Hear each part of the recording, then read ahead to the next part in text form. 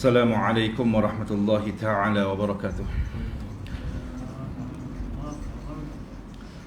A'udzu billahi minasyaitonir rajim. Bismillahirrahmanirrahim.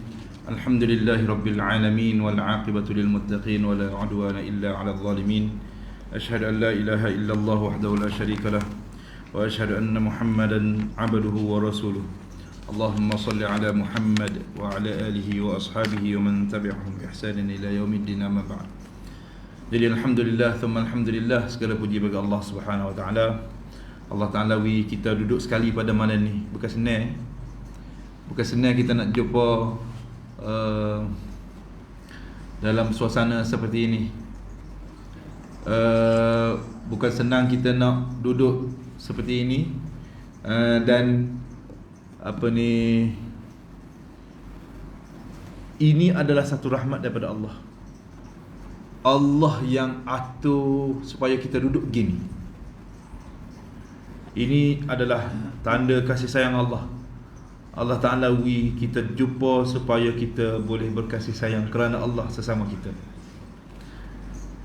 Jadi kita rasa sungguh bersyukur kepada Allah di atas nikmat yang Allah Ta'ala beri tak putus-putus. Dengannya lah kita bergantung, dan dengannya lah kita menyerahkan segala untuk nasib kita. Kita hidup di dunia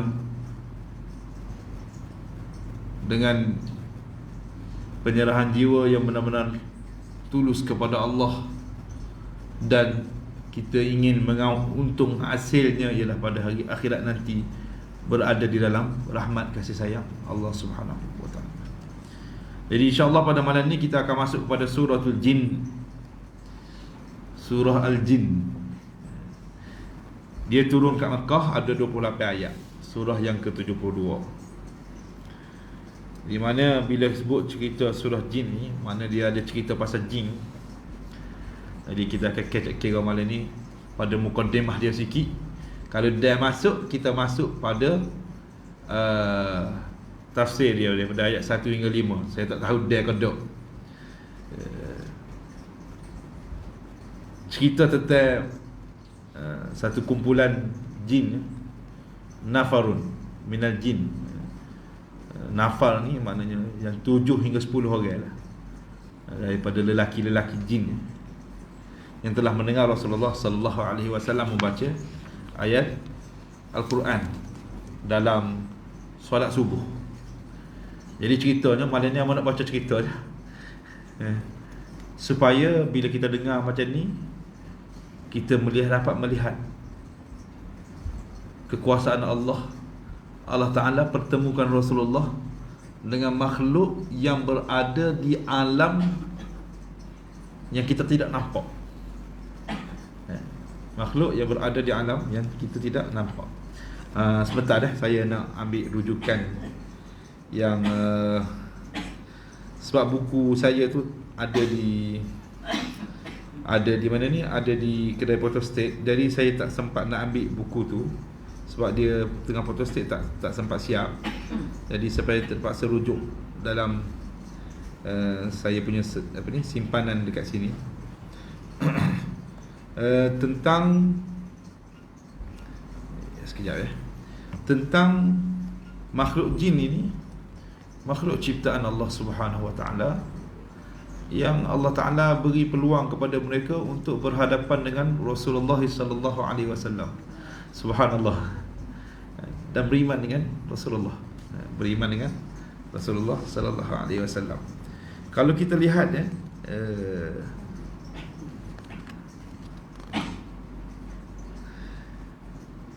dalam tafsir ini, dalam muqaddimah tafsir ini menceritakan bagaimana satu pengakuan atau penyaksian dari alam jin, dari alam jin ataupun dari alam lain, mengenai banyak persoalan akidah yang diingkarkan oleh kaum musyrikin. Di mana kaum musyrikin sebelum itu mempertikaikan dan banyak mempersoalkan tentang wahyu yang Rasulullah sallallahu alaihi wasallam bacakan kepada mereka, sehingga kan mereka menuduh Rasulullah ini gila. Sehingga kan mereka menuduh Rasulullah ini mengadakan cerita-cerita dongeng, bawa cerita dongeng, sehingga kan mereka mengatakan bahawa Rasulullah sallallahu alaihi wasallam ini bawa cerita-cerita daripada alam jin, sedangkan yang Rasulullah bacakan ialah wahyu Allah Subhanahu wa taala. Bila turun surah Al-Jin ini, seolah-olah menolak ataupun menempelak orang kafir kaum kafir Quraisy yang sebelum ini mendakwa dengan dakwaan yang bermacam-macam kepada Rasulullah sallallahu alaihi wasallam. Ya. Surah Al-Jin. Okey.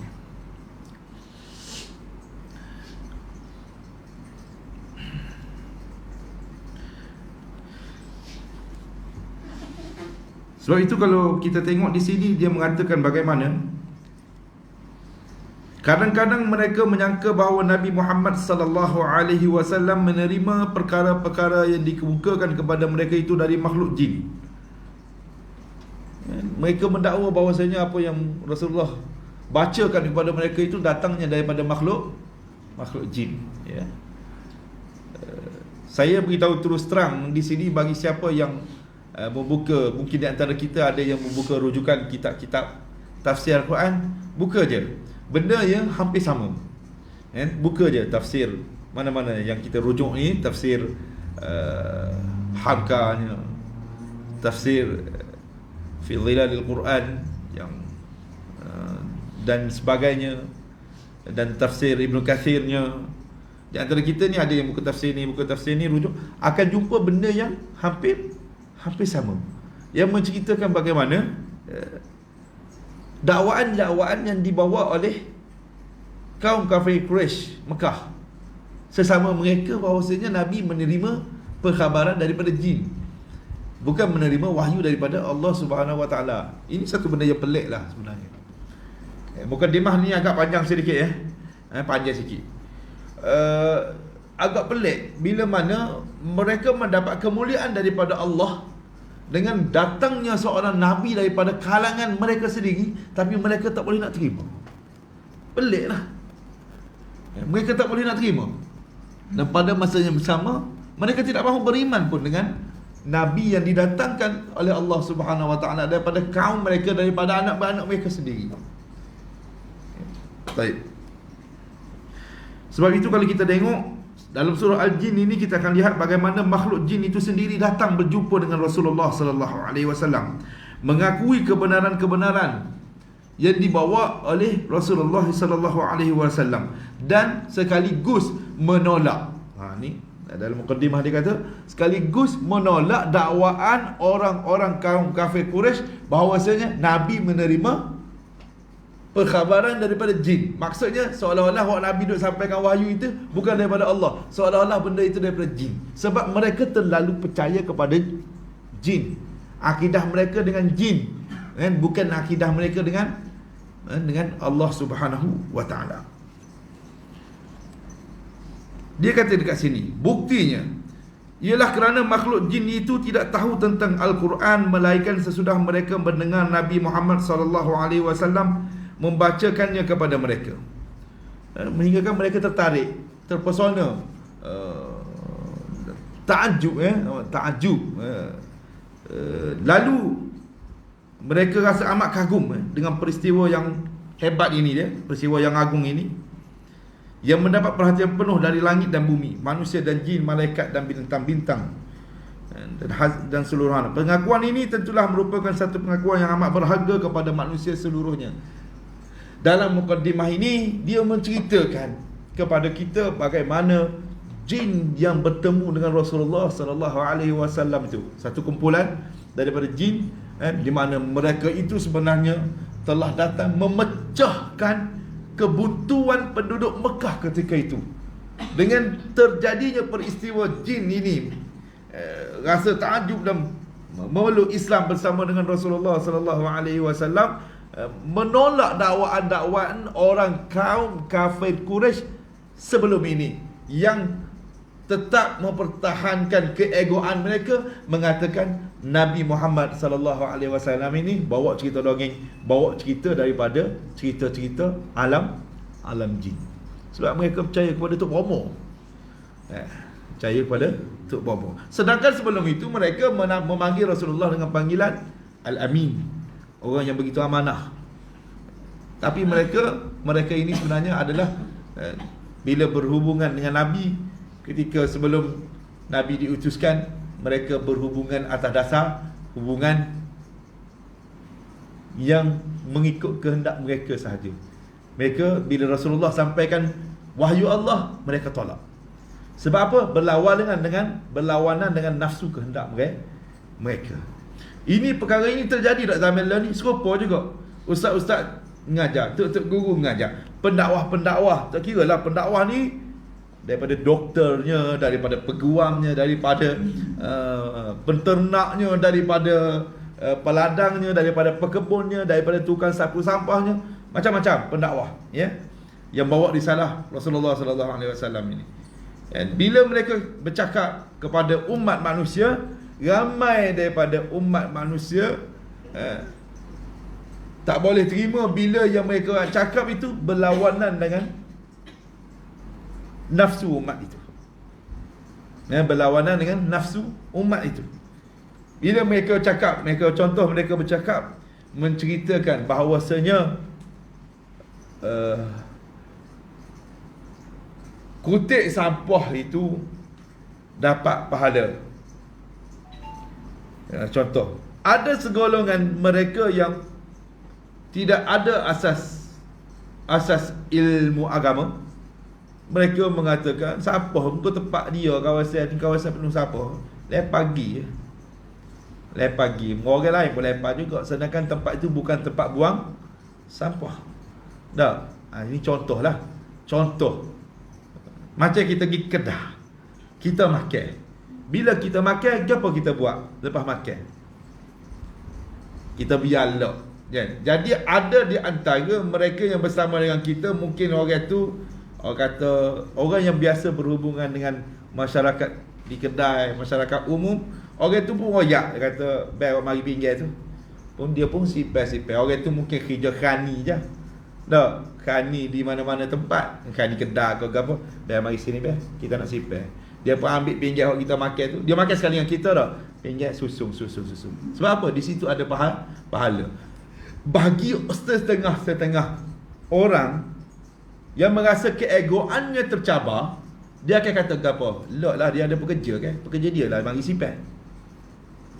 Nampak tak? Sedangkan kita faham dalam konteks Islam, kita susun memudahkan pekerja untuk mari ambil dan sebagainya, itu dapat pahala. Nampak tak? Dan begitulah yang berlaku kepada zaman Rasulullah sallallahu alaihi wasallam dan juga di zaman kita. Zaman Rasulullah sampaikan wahyu. Mereka segolongan daripada mereka yang menentang Rasulullah tidak mahu terima dakwah Rasulullah kerana bertentangan dengan nafsu. Begitu juga ketika di zaman kita ini, ketika pendakwah-pendakwah menyampaikan risalah-risalah Islam yang benar, walaupun benda tu kecil, tetapi mereka tak boleh nak terima. Dan saya sebutlah sekarang ni sebagai contoh, lebih mudah, lebih faham. Ada beberapa orang pembesar, mereka tidak mahu mendengar peringatan daripada ahli ilmu di bidang mereka. Dia baik di bidang agama, ataupun di bidang peladangan, ataupun di bidang kemasyarakatan, ataupun di bidang air dan sebagainya. Mereka tak nak dengar sebab mereka ada ego mereka. Jadi orang-orang seperti ini sebenarnya adalah orang-orang yang tidak mahu melihat kebaikan kepada umat ini. Jadi saya sentuh sedikit situ supaya kita mudah nampak, mudah faham suasana yang dilalui zaman Rasulullah. Rasulullah royak kepada mereka yang berada di sekitarnya, di sekelilingnya daripada kaum kafir Quraisy. Mereka tak boleh nak terima. Begitu juga yang berlaku di zaman kita ini. Mereka juga tak boleh nak terima bahawasanya ini daripada Al-Quran, ini daripada hadis Rasul sallallahu alaihi wasallam. Mereka tak boleh nak terima. Puncanya apa? Puncanya ego yang tinggi. Masing-masing nak jaga tempat masing-masing. Masing-masing nak jaga pangkat. Masing-masing nak jaga harta mereka. Masing-masing nak jaga kedudukan mereka. Biarlah umat terabai pun mereka tak kisah. Baik. Itu sebagai nak mudah nampak je sebenarnya. Hamba tak reti nak urang lebih pada itu, melainkan itulah contoh yang mudah faham lah bagi hamba.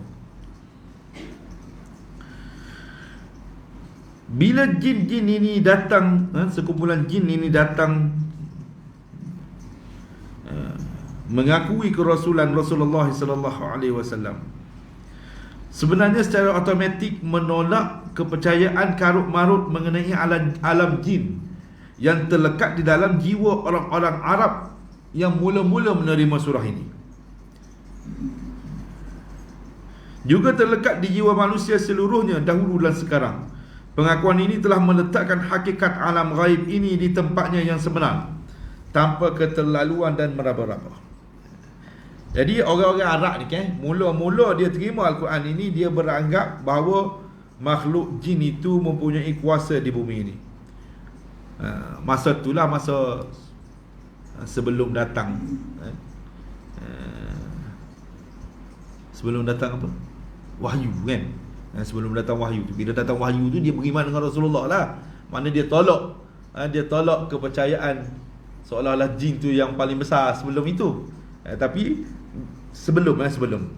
Kerana itu apabila seseorang dari mereka berada di sebuah wadi atau di kawasan wadi ni lembah atau di kawasan tandus, dia memohon perlindungan kepada pembesar jin yang memerintah kawasan itu dengan katanya, aku berlindung pada tuan wadi ini dari orang-orang yang nakal dan bebal dari kaum yang mendiaminya. Kemudian dia tidur situ. Tidur dalam kata molek lah. Kalau kita kat, mudah kita kat, dia panggil apa? Anak cucu nak lalu. Dia panggil apa? Tuan tanah dah. Tuan tanah, anak cucu nak lalu. Minta izin. Senangkan benda itu bersangkut paut dengan akidah. Sangkut paut dengan akidah. Sepatutnya kita bergantung dengan siapa? Dengan Allah. Ya Allah, permudahkan urusan aku untuk lalu jalan hutan. Lindungi aku daripada segala makhluk yang boleh merosakkan aku, yang boleh mendatangkan kemudaratan kepada aku dan sebagainya. Itu contoh kan.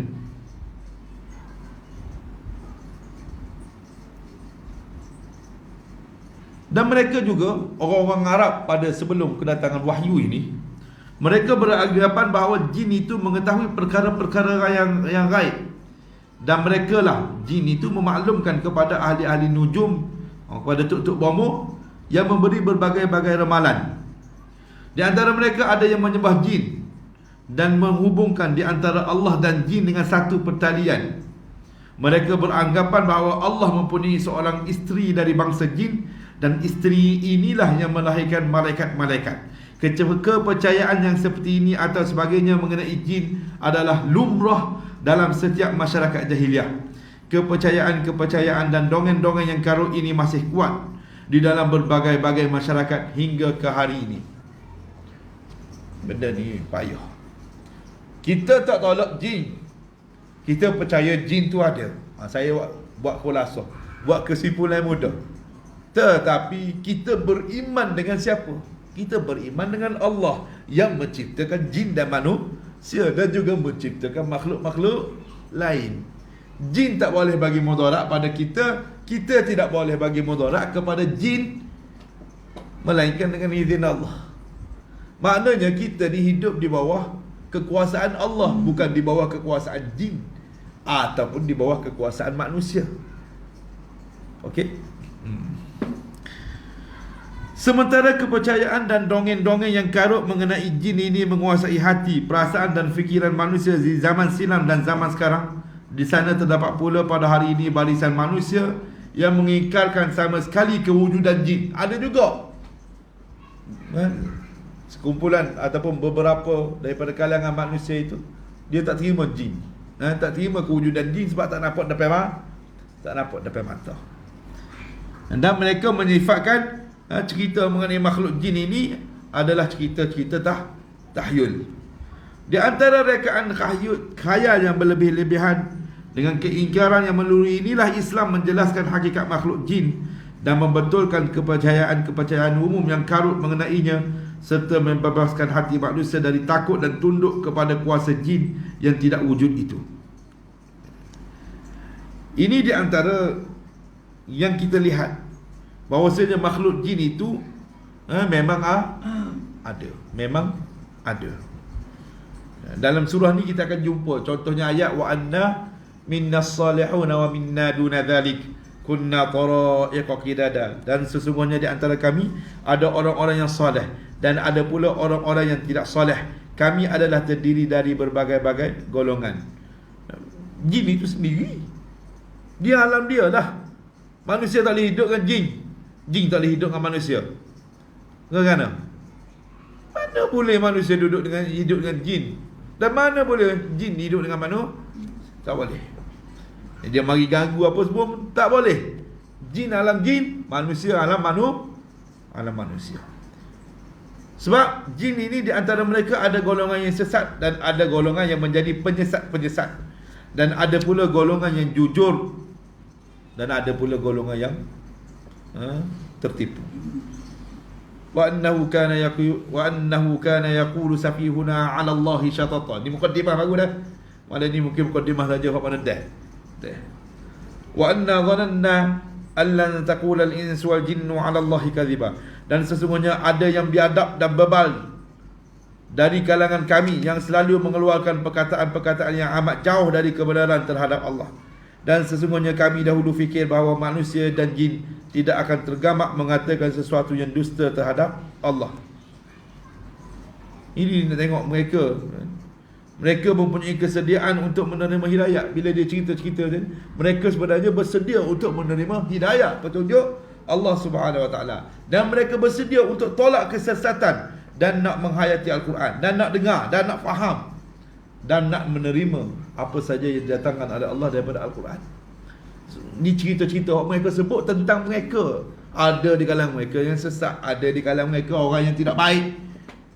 Serupa ya dengan alam kita sebagai manusia, cuma kita tidak nampak mereka dan mereka nampak kita.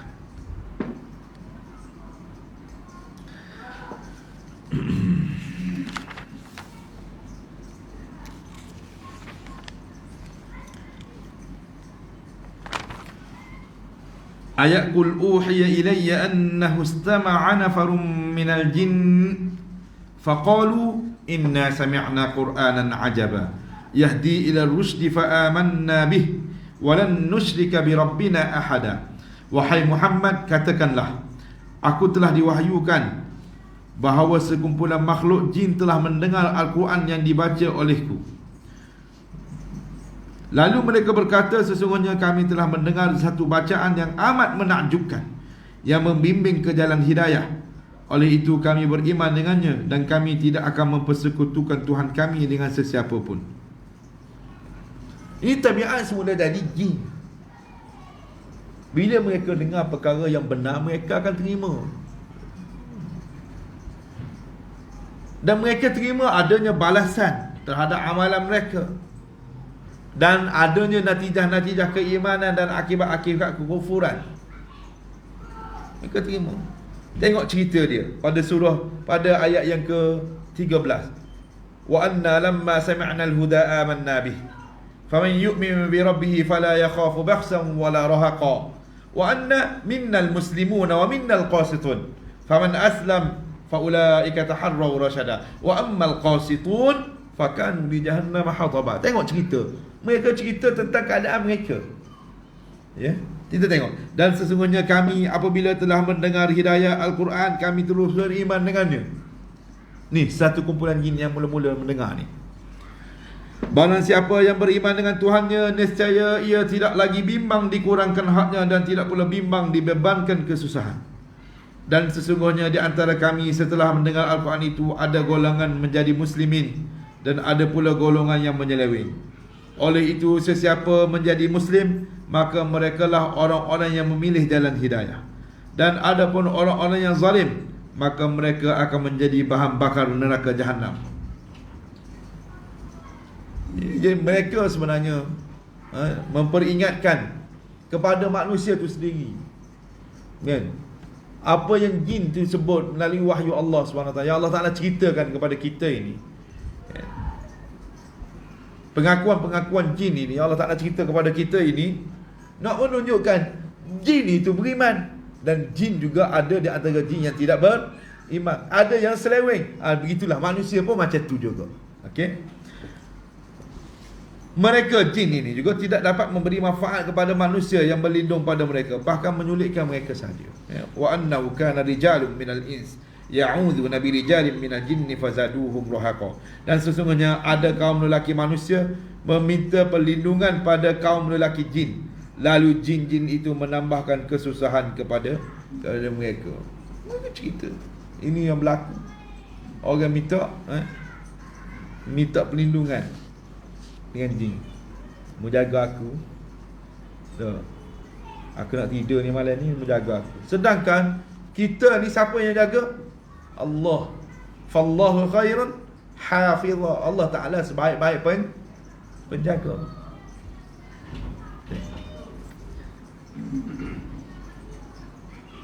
Dan para jin ni, mereka tak tahu pun perkara yang gaib, dan mereka tidak mempunyai apa-apa hubungan dengan langit. Dalil dia, wa anna lamasna as-samaa fawajadnaha muliat harasan shadidan wa shuhuba wa anna kunna naq'udu minha maq'ida lis-sam' faman yastami' al-ana yajid lahu shihaban rasada wa anna la nadri asharrun urida biman fil ardi am arada bihim rabbuhum rasyada. Dan sesungguhnya kami telah menuju ke langit untuk mengetahui rahsianya, lalu kami dapatinya penuh dengan pengawal-pengawal yang kuat dan anak-anak panah api. Dan sesungguhnya kami dahulu sebelum kebangkitan Rasul dapat menduduki beberapa tempat di langit untuk mendengar berita-berita. Tetapi sekarang siapa yang cuba mendengarnya akan menemui panah-panah api yang siap sedia untuk memanahnya. Dan sesungguhnya kami tidak mengetahui dengan adanya kawalan yang ketat itu, apakah sesuatu malapetaka yang hendak ditimpakan ke atas penghuni-penghuni bumi, atau Tuhan mereka hendak memberi sesuatu hidayah kepada mereka.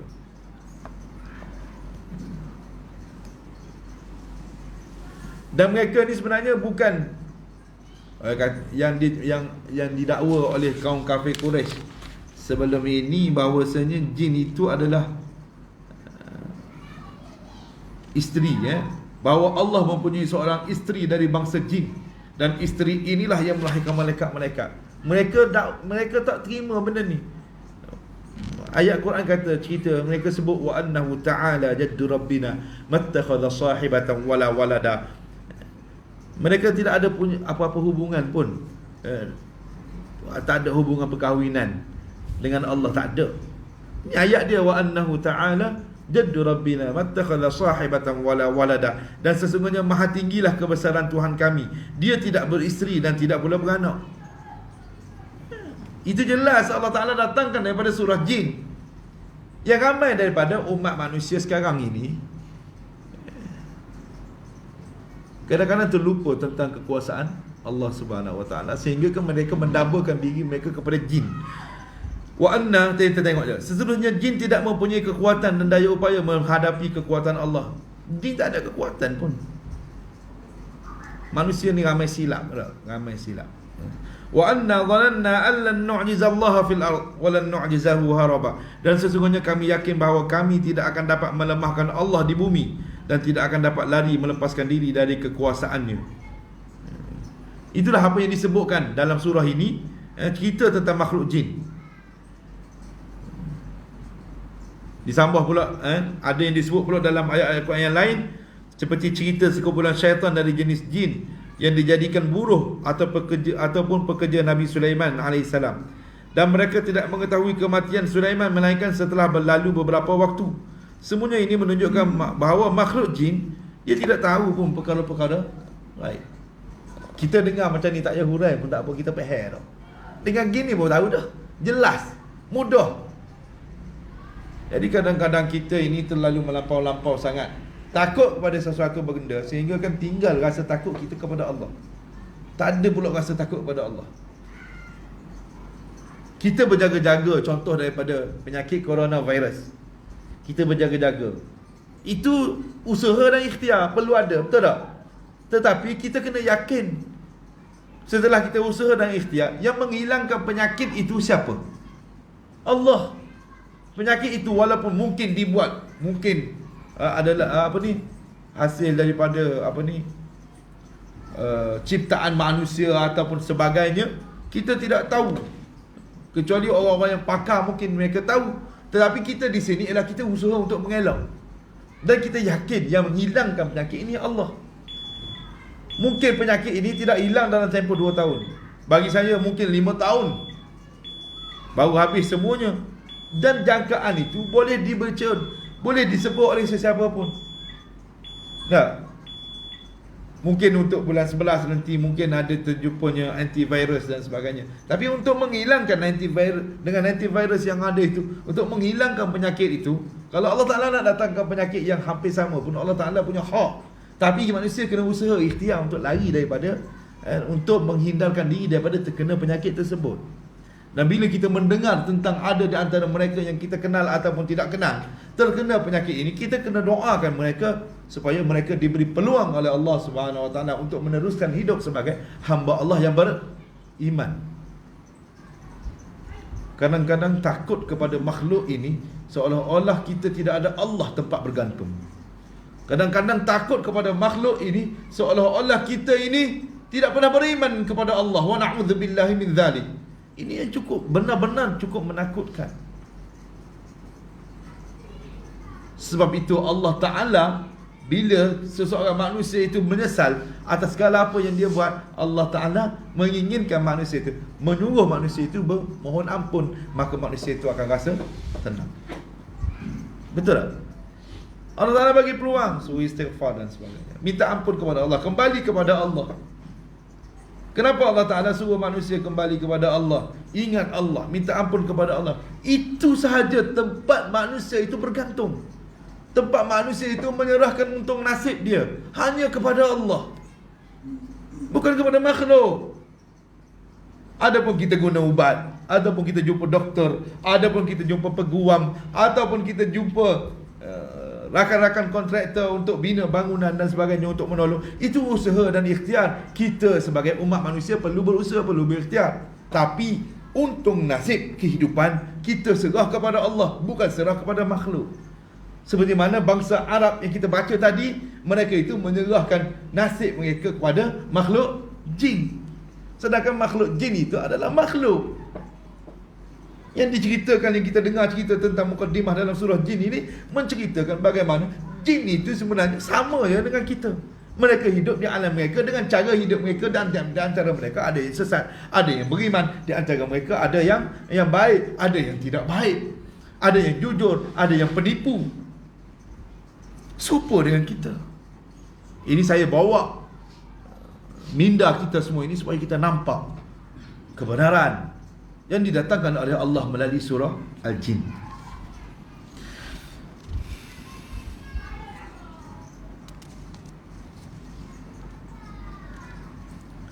Dan dalam surah ini juga membetulkan kepercayaan orang-orang Arab yang salah tentang kekuasaan makhluk jin dan peranan mereka di alam ini. Adapun orang-orang yang ingkar kewujudan makhluk jin, maka saya tidak tahu di atas asas apakah mereka tolak. Sedangkan Allah Ta'ala tengoklah asal-usul kejadian jin. Khalaqal insana min salsalin kal fakhar wa khalaqal janna min marijin min nar. Surah Ar-Rahman biasa kita dengar. Dia menciptakan manusia dari tanah kering seperti tembikar, dan dia menciptakan jin dari pucuk api yang menyala-nyala. Ini asal-usul tentang kejadian makhluk jin yang tidak nampak itu.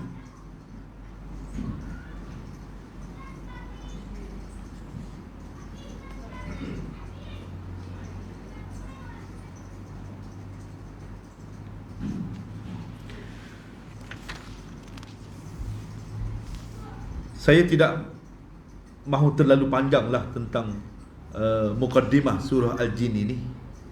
Tapi perlu kita tahu bahawasanya alam ghaib itu milik Allah, bukan milik manusia. Kena faham di sini. Alam ghaib milik Allah. Manusia tak boleh cipta alam ghaib. Allah yang cipta alam ghaib. Dan manusia kena percaya kepada alam ghaib. Bukti dia allazina yu'minuna bil ghaib. Orang beriman itu, mereka itu percaya kepada perkara ghaib. Dan mereka bukanlah kehidupan mereka itu diserahkan kepada jin, tetapi diserahkan kepada Allah akan kehidupan mereka. Bagi masa pada saya sikit.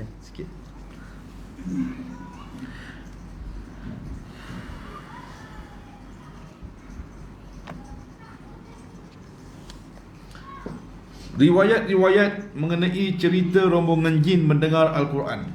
Adapun peristiwa sekumpulan jin yang mendengar bacaan Al-Quran yang diceritakan oleh surah ini, maka di sana terdapat beberapa riwayat yang berbeza-beza mengenainya. Ujar Al-Imam Al-Hafiz Abu Bakr Al-Baihaqi dalam kitabnya Dalailun Nubuwah, kami dikhabarkan oleh Abu Al-Hasan, iaitu Ali ibn Ahmad ibn Abdan. Kami dikhabarkan oleh Ahmad Ubaid As-Saffar. Kami diceritakan oleh Ismail Al-Qadhi. Kami dikhabarkan oleh Musaddad. Kami diceritakan oleh Abu Awanah dari Abu Bishr dari Sa'id bin Jubair dari Ibnu Abbas radhiyallahu anhu, katanya Rasulullah sallallahu alaihi wasallam tidak membaca Al-Quran kepada jin dan tidak pula melihat mereka dengan malaikat ini. Rasulullah sallallahu alaihi wasallam telah keluar bersama serombongan sahabat-sahabatnya menuju ke pasar Uqas. Sedangkan di waktu itu syaitan-syaitan telah dihalangi dari mendengar berita langit dan mereka telah dipanah dengan panah-panah api. Lalu syaitan-syaitan itu kembali kepada kaum mereka. Lalu mereka bertanya sama mereka, mengapa kamu balik? Mana hak tinggal tu tanya hak baru balik tu, kenapa apa balik? Jawab mereka, kami telah dihalangi dari mendapat berita langit dan kami telah dipanah dengan panah-panah api. Mereka pun berkata, tiada yang menghalangkan di antara kamu dengan berita langit itu kecuali ada sesuatu yang telah berlaku. Oleh itu jelajahilah seluruh pelosok bumi, timur dan barat, dan carilah apakah sebab yang menghalangkan di antara kamu dengan berita langit itu. Lalu kumpulan syaitan itu menuju ke arah Tihamah, iaitu tempat Rasulullah sallallahu alaihi wasallam yang pada masa itu sedang berada di Nakhlah. Dalam perjalanannya menuju ke pasar Uqas, beliau sedang bersembahyang subuh bersama sahabat-sahabatnya, dan apabila mereka mendengar Al-Quran yang dibacakan oleh Rasulullah sallallahu alaihi wasallam, mereka pun mendengarnya dengan teliti. Kemudian mereka berkata, demi Allah, inilah yang menghalangkan di antara kamu dengan berita langit. Apabila mereka pulang mendapatkan kaum mereka, maka di sana mereka berkata, wahai kaum kami telah mendengar bacaan ayat-ayat Al-Quran yang amat menarik. Ia menunjukkan ke jalan hidayah. Nampak tak? Mana mereka nak terima hidayah tu? Lalu kami beriman kepadanya. Subhanallah. Dan kami tidak akan mempersekutukan Tuhan kami dengan sesiapa pun. Kemudian Allah menurunkan firman-Nya kepada Nabi sallallahu alaihi wasallam, qul uhiya ilayya annahu istama'a nafarun minal jinn faqalu inna sami'na qur'anan ajaba yahdi ila ar-rusydi fa amanna bih wa lan nusyrika bi rabbina ahada. Wahai Muhammad, katakanlah, aku telah diwahyukan bahawa sekumpulan makhluk jin telah mendengarkan Al-Quran yang dibaca olehku. Lalu mereka berkata, sesungguhnya kami telah mendengar satu bacaan yang amat menakjubkan, yang membimbing ke jalan hidayah. Oleh itu kami beriman dengannya dan kami tidak akan mempersekutukan Tuhan kami dengan sesiapa pun. Jadi yang diwahyukan kepada beliau ialah perkataan jin. Ia diriwayatkan oleh Bukhari dari Musaddad seakan-akan ini, dan Muslim telah mengeluarkannya dari Syaiban Ibnu Faruh dari Abu Uwanah dengan nas ini. Di sana ada satu riwayat yang lain, ujar Muslim dalam sahihnya, kami diceritakan oleh Muhammad Ibnu Al-Muthanna, kami diceritakan oleh Abdul A'la, kami diceritakan oleh Daud, iaitu anak Abu Hind dari Amir, katanya, aku bertanya Alqamah, adakah Ibnu Mas'ud ada bersama Rasulullah sallallahu alaihi wasallam pada malam peristiwa jin itu? Kata Amir, jawab Alqamah, aku telah bertanya Ibnu Mas'ud radhiyallahu anhu dengan kataku, adakah sesiapa di antara kamu yang hadir bersama Rasulullah sallallahu alaihi wasallam pada malam peristiwa, pada malam peristiwa jin? Dia menjawab, tidak ada, tetapi kami pada suatu malam ada bersama-sama Rasulullah sallallahu alaihi wasallam. Sahabat cerita dah, ada satu malam kami bersama-sama Rasulullah sallallahu alaihi wasallam, kemudian kami kehilangannya. Tengok-tengok tak ada, Rasulullah tak ada. Tengok-tengok Rasulullah tak ada.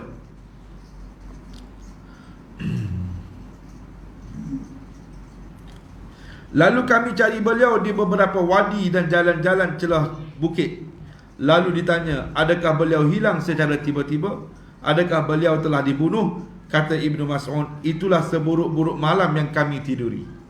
Apabila kami berada di pagi keesokan hari, tiba-tiba beliau datang. Mana Rasulullah tiba-tiba baginda datang dari arah bukit Hira.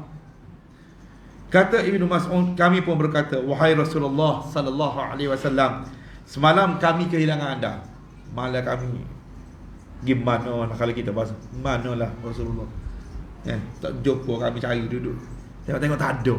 Rata dah kita cari ni. Kalau bahasa kita agak adik. Lalu kami mencari anda dan kami tidak dapat menemui anda. Itulah seburuk-buruk malam yang kami tiduri. Memang sahabat ni, dia hubungan dia dengan Rasulullah, sepatutnya kita dengan sama kita macam tu hubungan. Ni dok mumung aku. Dah. Padahal sama kecil ni, buat kita ni, sama-sama kita ni. Dok mumung aku dah. Dan jadi SQ, jadi YB, jadi ahli parlimen, jadi adung. Betul lah, tak boleh cara kat orang lain. Dia cara perut dia je.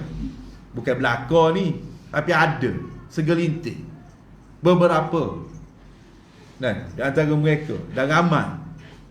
Jaga perut dia je. Musim Covid pun nak buat mengundi lagi. Kalau kita rasa menatai bodoh, dia marah. Tapi menatai bodoh sungguh. Habis. Habis. Sabar. Habis. Belakang habis. Kata bodoh.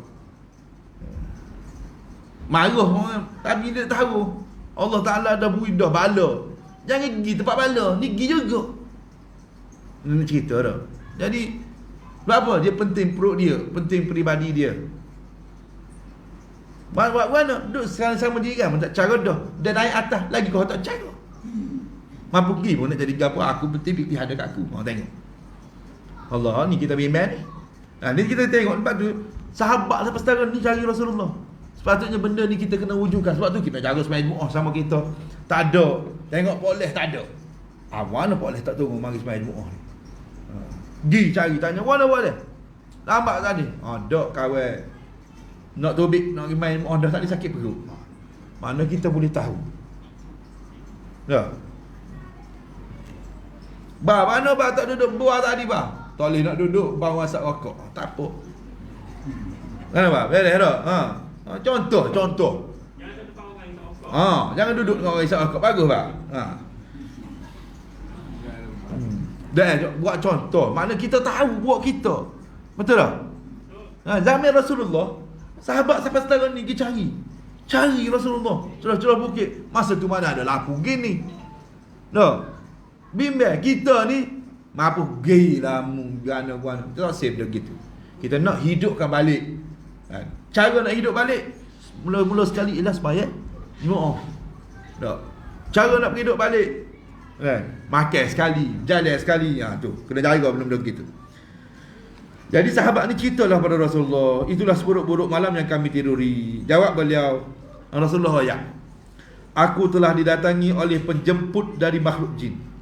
Lalu aku pergi bersama mereka dan aku baca Al-Quran kepada mereka. Tengok, tadi cerita lain, ni cerita lain. Tadi cerita Rasulullah yang diceritakan tadi, bahawasanya apa ni, Rasulullah baca dan mereka dengar aja, tak jumpa. Hak ni lain.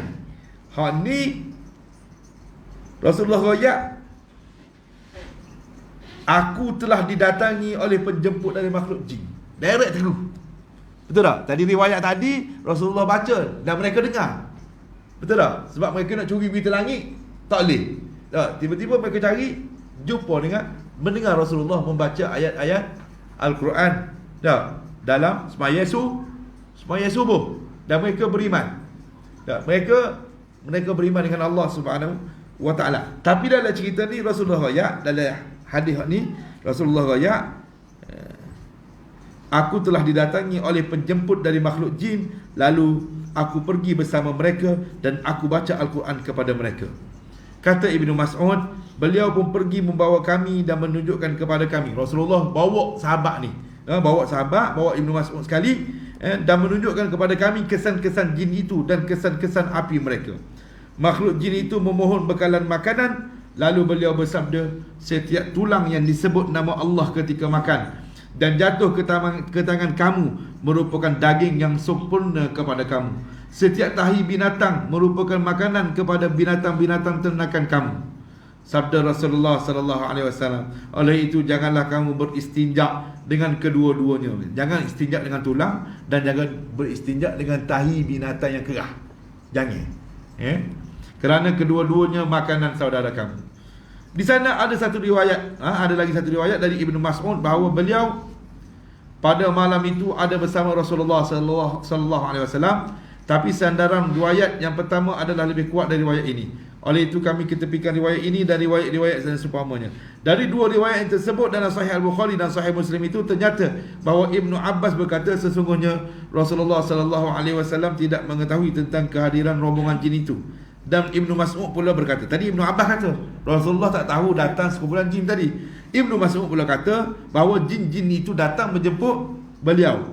Jadi nak seimbang dua riwayat itu, Al-Baihaqi mengatakan bahawa kedua-duanya merupakan dua peristiwa yang berasingan, bukan satu peristiwa. Jadi Rasulullah sembahyang subuh itu satu peristiwa, Rasulullah dijemput oleh sekumpulan jin itu satu peristiwa, mengikut Al-Baihaqi, mengikut Al-Imam Al-Baihaqi. Jadi selepas itu akan kita tengok pula tentang mukaddimah lagi yang insya-Allah kita akan sambung pada masa akan datang kerana masa sudah agak lewat di musim PKP pun. Jadi kita akan sambung lagi mukaddimah pada minggu hadapan dan seterusnya kita akan masuk pada ayat-ayat yang seterusnya insya-Allah yang menceritakan bagaimana peristiwa yang berlaku kepada Rasulullah sallallahu alaihi wasallam di Taif insya-Allah.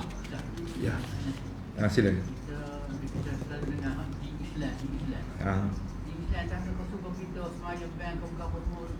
Kalau jin Islam dia kena wama khalaqatul jinna wal insa illa liya'budun. Satu soalan yang baik. Tidak aku ciptakan jin dan manusia kecuali untuk mengabdikan diri pada Allah Subhanahu wa taala. Dia alam dia lah. Cara sama je. Cuma alam dia yang kita tidak nampak. Ada lagi apa-apa yang nak bertanya? Saya rasa untuk pada malam ni cukup setakat ni dulu. Kalau kita nak berbincang dan bertanya lebih mungkin lepas solat lah insya-Allah. Yang baik daripada Allah Subhanahu Wa Taala. Agak panjang sedikit mukadimah pada malam ini kerana saya tidak mahu kita terlepas peluang ataupun kita mengulang-ulang 2-3 kali. Cukup sekali ini dan minggu depan kita masuk sikit mukadimah, lepas tu kita terus masuk kepada ayat yang seterusnya insya-Allah.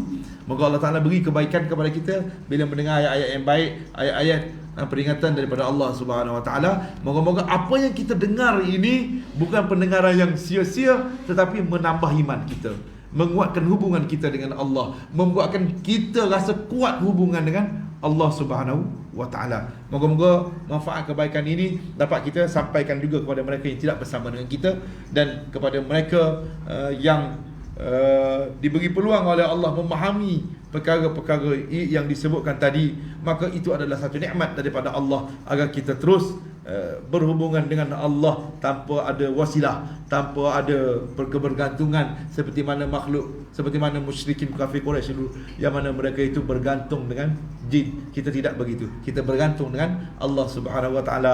Moga-moga Allah Taala jaga kita di dunia dan Allah Taala beri rahmat kasih sayangnya dan redanya kepada kita di akhirat nanti. Aku qouli hadza wa astaghfirullahalazim li wa lakum. Wassalamualaikum warahmatullahi wabarakatuh. Subhanakallahumma wa bihamdik asyhadu an la ilaha illa anta astaghfiruka wa atubu ilaik. Bismillahirrahmanirrahim. Wal 'asr.